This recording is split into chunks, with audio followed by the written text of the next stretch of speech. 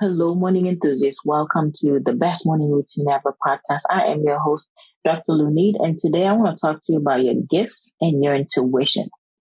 So, you may strongly believe that your intuition appraisals of a person or a situation is spot on, right? I usually like to think so for me. Now, ordinarily, though, you would be right. You are a gifted intuit, as I like to say, and your perceptive powers are usually well beyond the capabilities of many other people. Duh.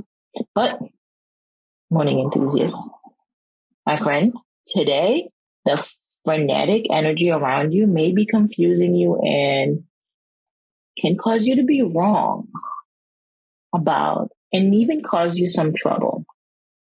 So, if you have formed an impression, don't make any moves or decisions related to it just yet. Wait a little bit, at least until tomorrow, when the fog will start to lift. So, what do I mean by that? Take your time in making decisions. Do not jump the gun. It's all, that saying rings true. Sleep on it. Because when you do, your subconscious mind processes it and you wake up with more clarity and better intuition on how to move. Sometimes don't make knee-jerk decisions. I want to share a story with you real quick. Once, Jack and his son set out to market with their donkey walking beside them. On their way, they passed by a bunch of people. Jack heard some of them commenting. One said, "Man has donkey which his son could ride easily, and yet he is making his son walk all the way to the market." Hearing this, Jack picked up his son and seated him on the back of the donkey. After this, they continued their walk for a while until they passed by another group of people sitting outside a shop drinking tea. One of them commented, "What times have come? Young man is riding on donkey while his old father have to walk. Doesn't he have any respect for his elders?" Listening to this, Jack took off his son from the donkey's back, and he himself got on the donkey's back.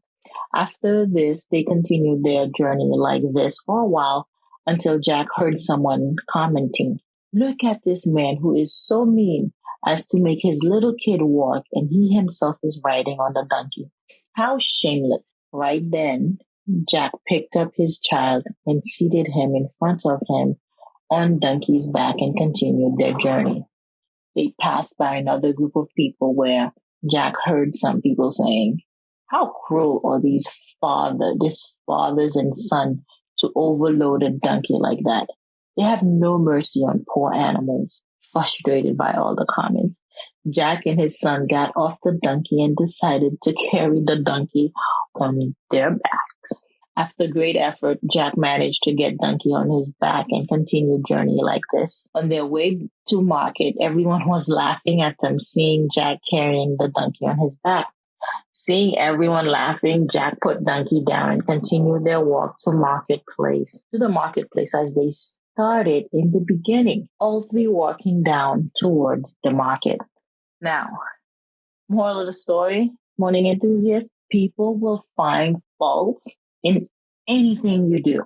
It is clearly not possible to please everyone.